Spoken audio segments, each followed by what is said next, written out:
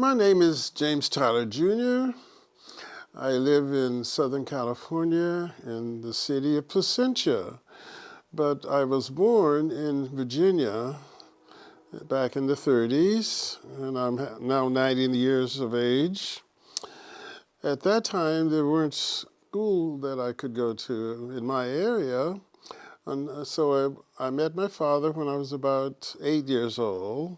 I had been living in a sharecropper situation with my mother and her sisters and uncles, cousins, and so forth. And then when we moved to Pennsylvania, I was about 9 years old. And that's where I really started to school. I learned to read and write. And the first year, they put me in third grade because I was large for my age. And I learned to read and write. And the next year, I learned to read music. My family as such, my mother was illiterate. My dad had maybe 4 years of education. So by the time I was in fifth grade, they hardly knew what I was about. But thank goodness there was a community. And the neighbors and friends were the ones who helped me to get myself acclimated, and they were looking after me when the parents weren't there. So my neighbors became my extended family, and my teachers were ultimately very important, whether it was piano, organ, band, and so forth. My band teacher actually was in the Pittsburgh Symphony. And then my music, once I got into music, that has been my ticket to the world in most cases. So as I went on to college, of course, people wanted to know my background, and I had no idea more so than they did. We all went to the same kinds of school. But in answering their questions, I wanted to be sure to know the answers and to educate myself. So from college, 2 years, and then 2 years in the Army so that I could get the GI Bill and come back and finish my undergraduate.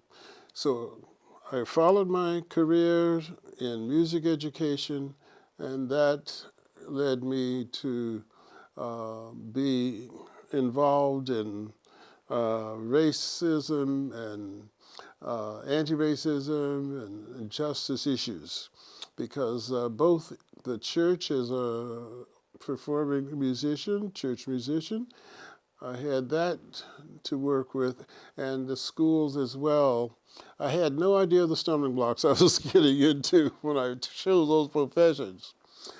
And so as time went on and I came to California, my third year of teaching, and things began to happen more so. I was organist in the Methodist Church and in the Lutheran. And through the Lutheran Church, most of my activities in anti-racism really started to really take hold and develop.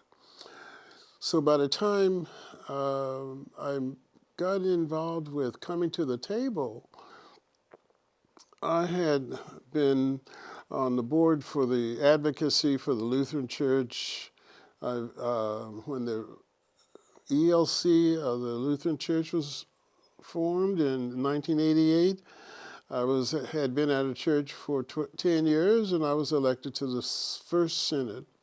And they wanted to be inclusive and anti-racist, and they had a Church and Society Commission, and I was appointed to be on that, and we did the programs trying to get those issues at least discussed, and it hasn't ended. Going on with that until I came across an announcement about Coming to the Table, and this is 2018 now, but I had not heard about it before, but I went to the gathering that year, and from that came my inspiration to continue to be involved, so that now with my Coming to the Table activities, my being on the team for the Lutheran Church anti-racism, I decided would do something that I know I could do to help the situation, and that was to educate. So I started 4 years ago. I began the roundtable, and we have been discussing reconciliation. And if you want to do reconciliation, you need to do the history. So that's what I'm going to be about for the rest of my term of life since I'm 90. But I'm going to continue with that, trying to get people to understand that you need to know the history in order to be reconciled to making things better. And hopefully our studies and birth of birth of a white nation, and going from there, or we use the book also to study guide like Color of Law, and some of the people in my discussion group, to see them have come along so that if I start a conversation or raise a question, they can take it and go with it. And that's encouraging, because I'm the only person of color in the room most of the time.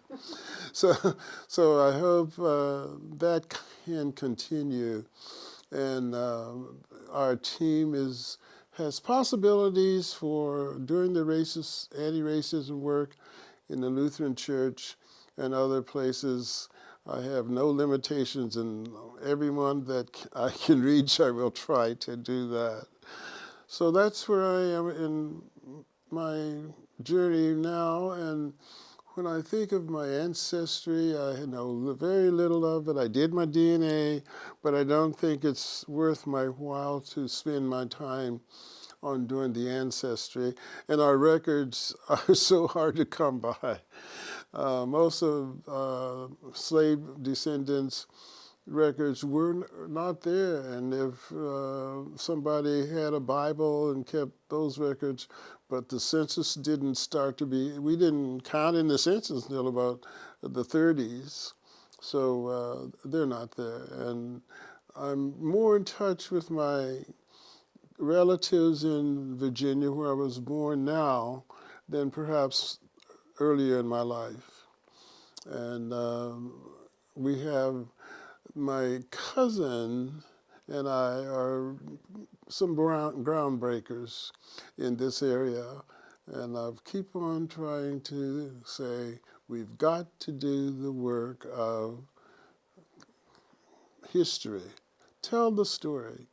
We need to listen to each other, and telling that story, speaking truth, is the way to go to get that history, and therefore hopefully make a better nation. And this time, maybe they'll get it right.